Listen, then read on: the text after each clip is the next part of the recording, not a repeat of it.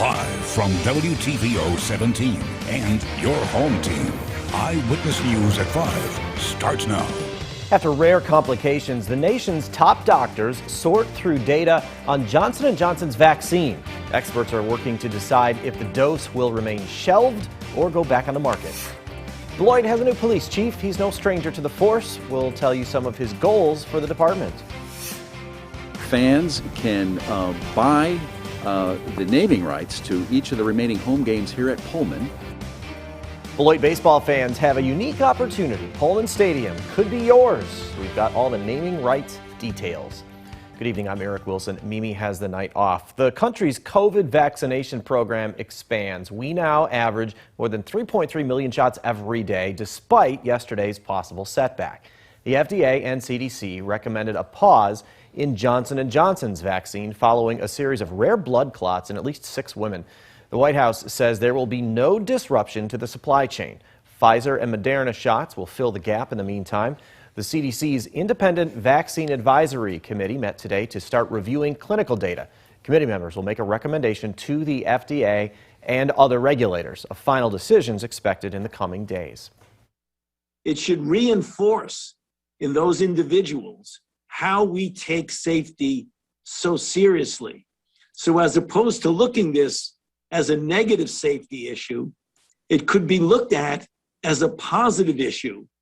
The CDC also warns the country's on the brink of another surge, with new cases up 6% from last week. Here in the state line, Winnebago County's health department remains unwavered by the pause.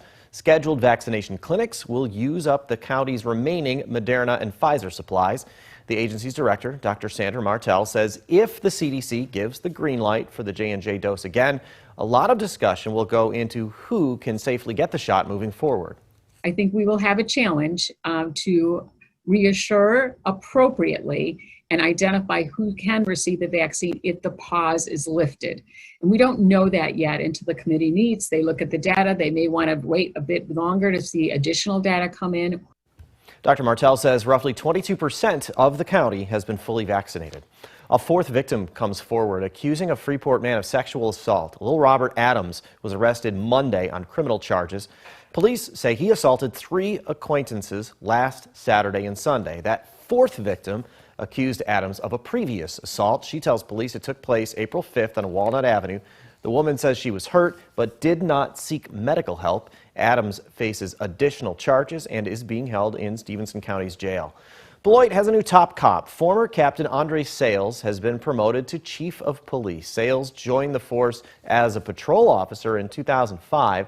Since then, he's climbed the ranks. The Iowa Wesleyan University grad currently oversees the department's patrol division, tactical operations unit, crisis negotiations unit, and community service officers. Sales also has led several community engagement events. His short-term goals include reducing crime, improving community trust, and implementing a peer support program.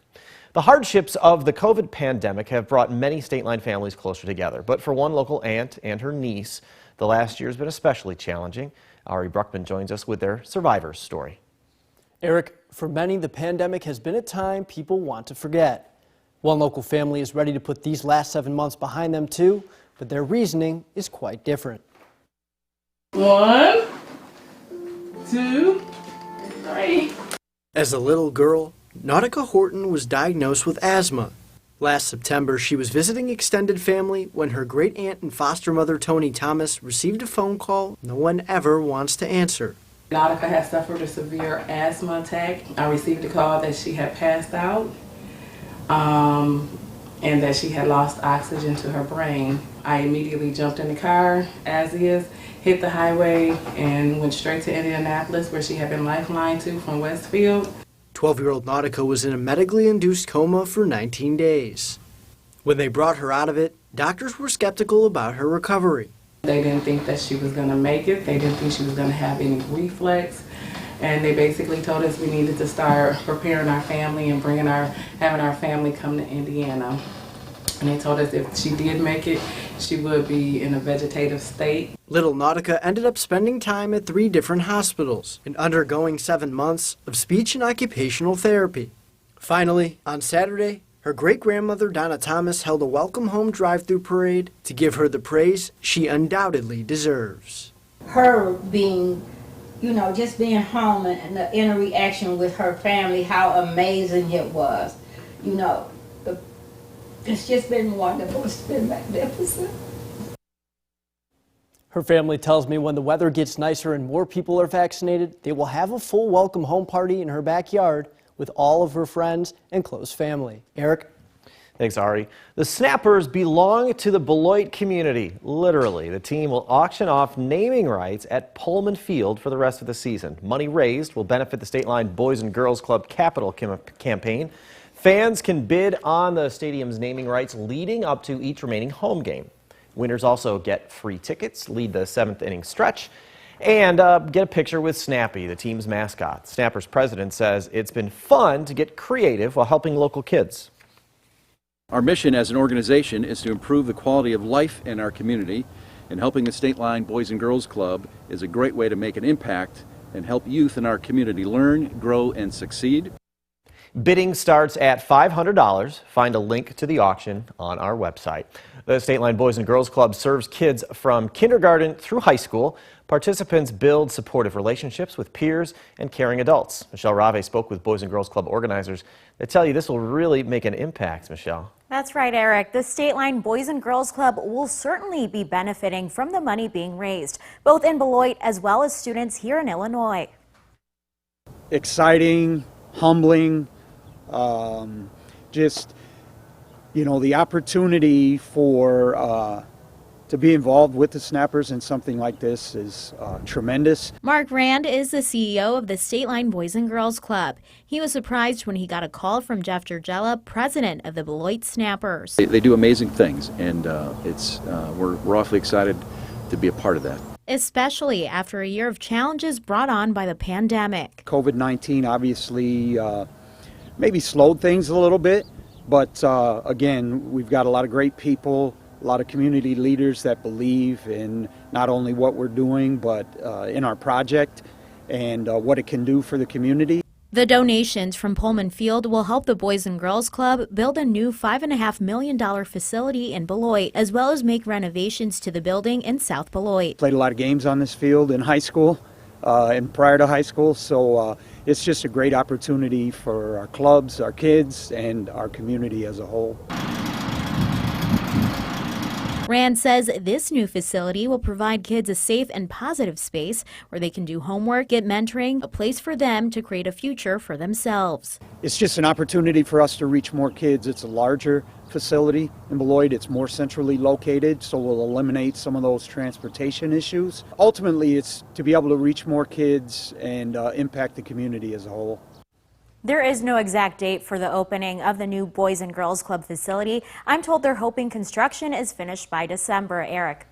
Exciting things happening up there. Thanks, Michelle. It was an exciting day for Rockford's Boys and Girls Club as well. Local Napleton Subaru dealerships named the organization its partner for the 2021 Subaru Love Promise campaign. The Boys and Girls Club got a check for more than $20,000. Thousands of Rockford students take part in the club, which works to improve academics, leadership skills, and healthy lifestyles. The club president calls the donation especially helpful following the pandemic. This kind of donation really comes in handy at a time of high need for both the kids and the organization. So these dollars will be used to help support our kids in what we're calling this academic recovery. There's been a lot of loss of learning over this past year. Subaru's Love Promise benefits nonprofits nationwide. After 2 decades, President Biden says it's time to bring American troops home for good. Coming up, lawmakers react to the decision. Many worry what the change will mean to stability in the region. A much cooler afternoon with our temperatures today struggling to make it above the 50-degree mark. Find out if that chill will hang on into tomorrow. Coming up in your most trusted forecast a little later. You're watching Eyewitness News, your home team with Eric Wilson, Mimi Murphy, Sports Director Scott Leber, and Chief Meteorologist Candice King. President Joe Biden says it's time to bring American troops home from Afghanistan. His decision's drawing mixed reactions from lawmakers. Some warn the move will make terror groups in the region stronger. Our Washington correspondent Basil John has more as he keeps you connected to the nation's capital. Good evening. President Biden says the U.S. accomplished its mission in Afghanistan and is now set on bringing remaining soldiers home in 5 months. It's time to end America's longest war. Wednesday, President Joe Biden announced he will withdraw all U.S. troops from Afghanistan. Presence in Afghanistan should be focused on the reason we went in the first place, to ensure Afghanistan would not be used as a base from which to attack our homeland again. We did that. The president says troops will be removed by the 20th anniversary of 9/11. Defense Secretary Lloyd Austin says troops stand ready for any attack during the drawdown. We will respond forcefully should the Taliban attack any of our forces or those of our allies. Senate Majority Leader Chuck Schumer is optimistic about the plan. I have been assured by the White House that the September 11th date will stick, and that President Biden will not kick the can down the road. However, Senate Minority Leader Mitch McConnell calls the withdrawal a big mistake. The Democratic administration is going to skip the negotiations and just surrender an entire country back to the Taliban on the very same date. And Wyoming Republican Congresswoman Liz Cheney says it sends the wrong message to our enemies. The notion that on the day that they attacked us, we are going to mark that anniversary by withdrawing our forces. Following the president's announcement, Republicans continued their strong opposition to President Biden's decision to remove troops from Afghanistan. South Carolina Republican Senator Lindsey Graham called the decision a disaster. Now, your first warned weather forecast with Chief Meteorologist Candice King. Well, we started off with a little bit of sunshine earlier today after temperatures fell into the low to mid 30s, but the cloud cover quickly moving in mid to late morning and then really keeping our skies cloudy here for this evening. You can see that cloud cover sticking around and building back in. Again, all tied to an area of low pressure that has moved over northern Michigan. So with it sliding a little bit more to the east, we're able to pull down more cool air, or cooler air, I should say, as we go throughout much of this evening. There's actually a little piece of energy rotating in around that low, working through southern Wisconsin, and that's kind of what has built in a bit more cloud cover for us late this afternoon and evening. It's possible we could get a sprinkle or two from that, but not overly concerned as we just deal with the cloud cover through much of this evening. A live look with our Mercial SkyTrack camera now looking to the northwest down in Rochelle. Mostly cloudy skies, and that cloud cover does stay with us as we go through this evening. Now, even though Futurecast does want to clear us out, I think we're going to see more cloud cover tonight than what we did last night. So that should eliminate any frost potential. Maybe some woke up to a little bit of patchy frost, especially in those lower, cooler spots early this morning. It was nothing too widespread for us. But with that cloud cover, that threat is fairly low. We're going to keep those clouds, though, on and off as we go throughout the day on Thursday. There are going to be a couple of peaks of sunshine for the afternoon. And with some of those breaks, we should be able to get that temperature back into the lower 50s. Still staying above average, but back out of the 40s from where we were this afternoon. We do get a little more dry air coming in Thursday, then into Friday. Futurecast really clears us out for Friday. Still think we're going to see some cloud cover just as we're under the influence just a smidge of that low pressure system, but kind of fading away some of that cloud cover for the afternoon. So we'll call it a partly cloudy sky. Temperatures will be in the upper 50s for Friday afternoon. We're at 40 in Freeport, 44, Rockford, 43 now in Janesville. And with that wind, our wind chill numbers for us this evening dropping back into the 30s. You can see our weather watcher numbers. Ben in South Beloit checking in at 43. Ken here in Belvedere at 44. And Bob in the southeast end of Rockford sitting at 45. Mentioned the wind. It's coming in from the northwest. While not as windy as the last couple of days, it does have a little bit of a bite to it, especially with the cloud cover thickening up. Sustained winds at about 10 to 15 miles per hour. And you can see where our temperatures will go here over the course of the next couple of days, staying into the 50s. Monday will be our warmest day that we experience out of the next 7, but still every single one of those days staying below average. And once we get through a cold front early next week, those numbers will drop even further heading into next Tuesday and Wednesday. So down to 35 degrees. That's where we head underneath that mostly cloudy sky. A little breezy out there with that wind. Temperature for us as we go throughout the day tomorrow stays stays in the 50s, but we're in the lower 50s, 54 degrees. Down to 34 Thursday night. Might have a little frost as we clear out some of the cloud cover Thursday into Friday. Slight chance for some rain showers Saturday. We may see some of that linger into Sunday. Cold front comes in during the day on Monday, and yes, Eric, I do have some snowflakes mixing in with the raindrops Monday night into Tuesday. It's possible, not a guarantee, but with that overnight low in the 30s, we might see some snowflakes fly. Now, the Napleton Sports Desk with Sports Director Scott Leber. Wilson Contreras has a beef with the Brewers. Their pitchers keep hitting him with pitches. Last night he got plunked for the third time by a Brewers pitcher in 5 games this season. And it's the 7th time a Brewers pitcher has hit him in the past 2 seasons. No one likes getting hit by a pitch and having his health and livelihood flash before his eyes. But this is what happens when a batter crowds the plate like Contreras does. He's right on top of that inside edge.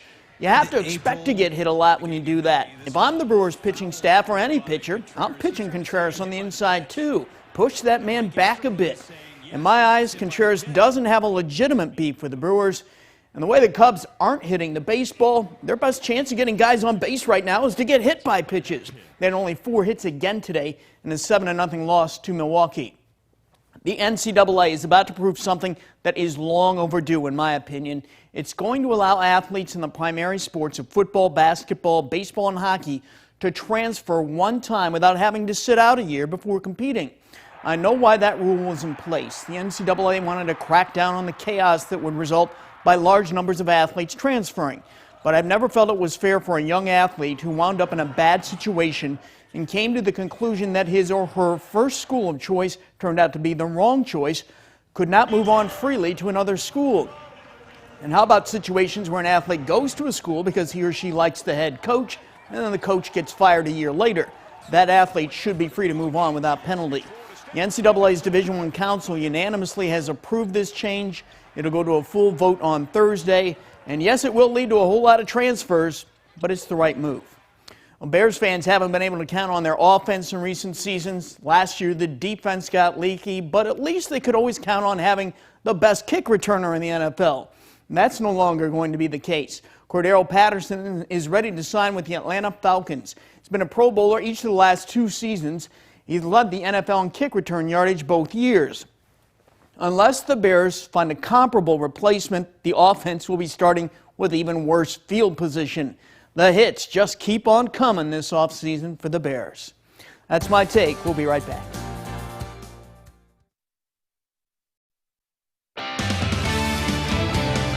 Our skies will stay mostly cloudy. Might see a sprinkle or two. Our interactive radar brought to us by Rockford Auto Glass and more. Things will stay pretty quiet on the radar, but our temperatures will stay on the cooler side. We'll see a bit more cloud cover for Thursday, a little more sun for Friday. Warming into the 60s Monday, but then cooling off again next week. Thank you, Candice. Thank you for spending a little of your time with us. Stay safe.